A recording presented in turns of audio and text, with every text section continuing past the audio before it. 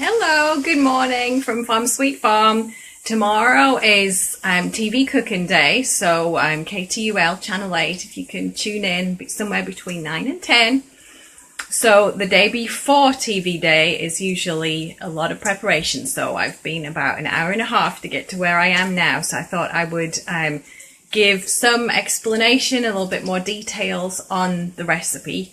There's only so much you can communicate in 3 minutes, so this is some of the fun bits too. So you can see here, these are some of the ingredients that I'll be using tomorrow. These ones are all pretty. I've got lots of onions, sweet potato, regular potatoes, well red-skinned, carrots, tomatoes, green beans. I use a little bit of beets, more carrots, salt and pepper. Now sometimes the Dutch oven recipes don't call for potatoes, but it's up to you if you like to use them. The sweet potatoes, they don't hold their shape at all, but they just go nice and mushy and make a nice sweetness in the sauce. The juices that's left. And then the potatoes, I generally will leave the skin on, and that helps keep their shape, and it absorbs so much of the flavor too, so I really do enjoy that. But you can leave them out and maybe even serve it with mashed potatoes instead, because I'm from England, you can't have a meal without potatoes, so you've got to get them in somehow. So we start here. We have this beautiful, also I did a practice recipe of this yesterday. I've done it about 75 times, but when you're thinking things through for TV, I just wanted it to be perfect and get my measurements all right. And a lot of the stuff I used yesterday was from our own garden, but today, what I'm doing today is completely making the dish that will be the final product, the da-da-da moment on TV tomorrow. And then I'm doing some of the preparation too. So this is the one that is going to be on TV tomorrow as the final test and, its finished version if it goes well. So this is the chuck roast from Wagon Creek Creamery. They're a grass-fed beef dairy place up in Helena, I believe you say that up. I'm sorry if I butchered that name. I think it's Inola. I know I said that one wrong. Okay, so what we're going to do first is season the meat. So let me get you back down here. So I'm going to be using this vegetable seasoning from the farmer's market. That one guy has some pretty cool seasoning, so we're going to just sprinkle that on. And then I'm also going to use a little bit extra, had an avalanche of the salt and pepper. How cute are these those little guys are so cute. So we're going to sprinkle some pepper and some salt. I like to use this chunky salt for stuff like this. And then if you can see, I'm going to turn it over. If anybody would like to volunteer to be my camera person in future, I would surely appreciate that. I guess that's why people go to school for this kind of thing. Okay, salt and pepper again on the other side. And we're just going to leave that there till I show you what I've been doing. So this has, swipe left. These are onions, so I've used a bunch of onions. You cannot use too many onions. If you want to see how many onions, this is how many, so slice them up. My hands, you see my hands? I've got to fix them before the show tomorrow. That beet juice right there. So you're going to cook these down until they're all nice and brown, and then can you see all that brown stuff on the bottom of the pan? That's where all the flavour is. So I'm just taking these out. I'm turning the heat up a little bit, because next what we're going to do is sear the beef. That's just when you put it on real hot, couple of minutes either side, and it just keeps in all those juices. It helps not to dry it out. I'm wondering if anybody's watching this. Anybody there? If nothing else, my kids can watch it when they're older and learn how to cook. Cook a little more anyway. Okay, so we're going to put this in, and we're hoping for a big old sizzle. Could have been more, but that'll do. So we're going to do a couple of minutes either side, like I said, just to get it brown, and actually hold it up on the side too to make sure and get all the sides sealed in too. So you want to see what's going on outside today while we're waiting for that? I don't know if you can see a little Sunshine there. That's our goat's name, Sunshine, the boar with the brown head. Taking a little morning nap in the sun. So what else did I want to tell you? Okay, so the juices that, or the liquids that we're putting in to this recipe is 1 cup of red wine, and then I'm going to use 1 tablespoon of this mustard.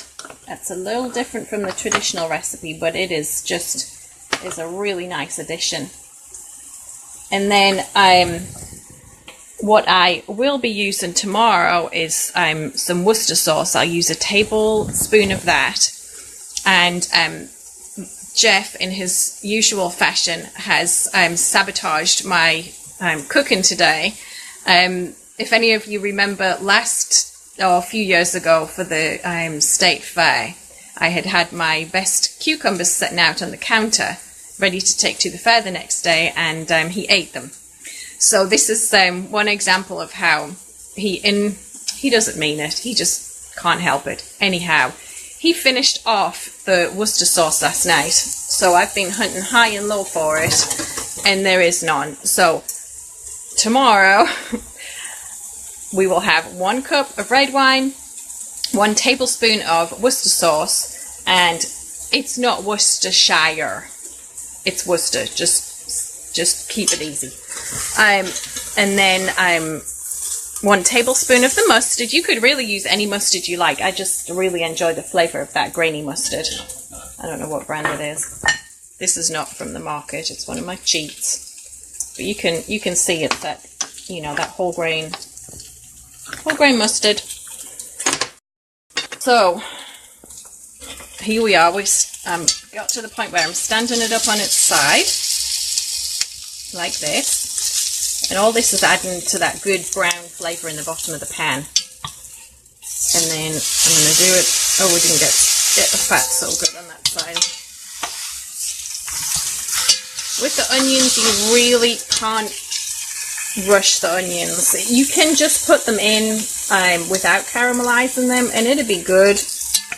But if you're wanting this really, really nice flavour, it's best if you can just take the time to caramelize them. And it might take 30 minutes or 40 minutes, but it's worth it for sure. And then once this is done, this is the most labour intensive bit, so to speak, because, oh, I missed the back. Hey, there's a reason we have practices, huh? So then once this is done, I'm going to take the meat out also just temporarily. I'm going to do that now since I'm sure you don't really want to see all that. So what I'll do is I'll take my red wine. I'm going to turn that heat down a little bit because that looks like it's burning. And we're just going to use the red wine to get all this, all the goodies off the bottom of the pan. So we're just going to, can you see that? Hey, I'm not doing too bad.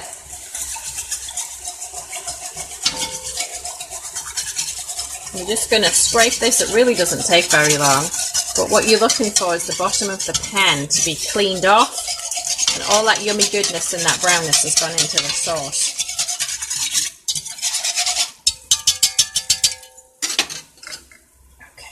Let's have a look. We're just going to tip the Okay, well, still got a little bit in there.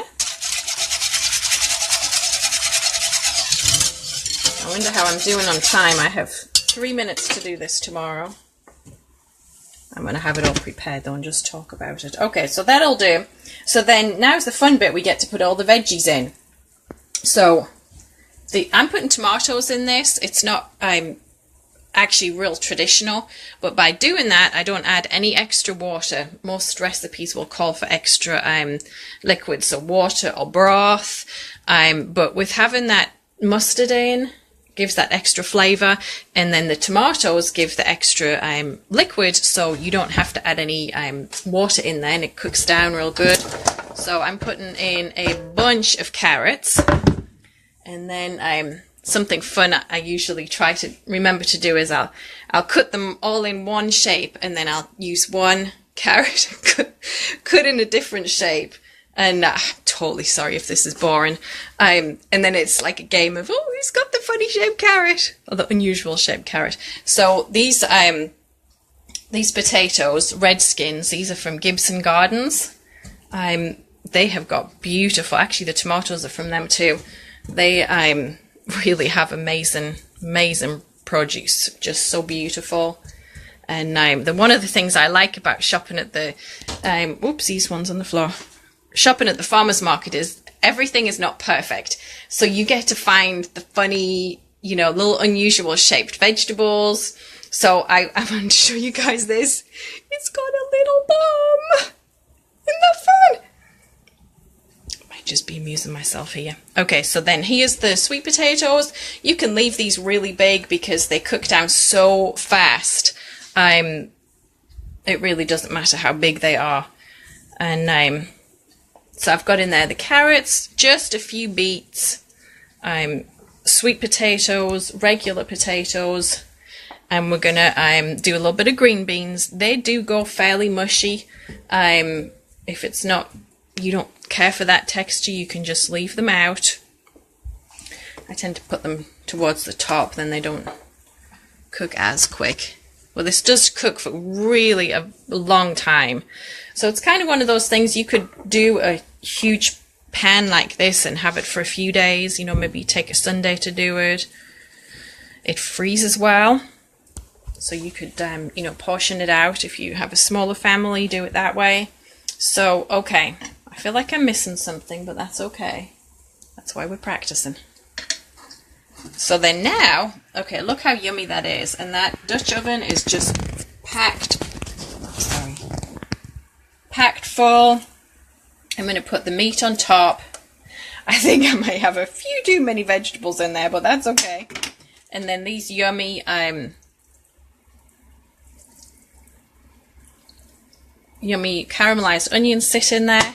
I'm going to rearrange this a little bit so the meat sits down in there, because what I do is for about the first 30 minutes, I'll leave the lid on, and that helps get those juices from the tomatoes all wilted down, or whatever the word is, juiced out.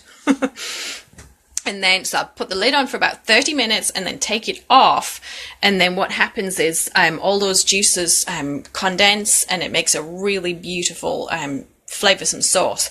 So first 30 minutes, we're doing about 325, so a really low heat. With first 30 minutes with the lid on, and then it's going to be about another 3.5 hours, so 4 hours, depending on the size of the roast. This is about a 3-pound beef chuck roast is what it is. So for about 3 pounds, it seems like it's, right around 3-4 hours. And what you're looking for is, we have to tune in tomorrow to the Channel 8 to see the final product, but we're looking for to where the meat's going to shred, and then we mix it all in with the vegetables, and it's all yummy. So if you do make this recipe, I would love if you could post a picture on Farm Sweet Farm Oklahoma, and let me know how it goes. Thank you for watching. Bye!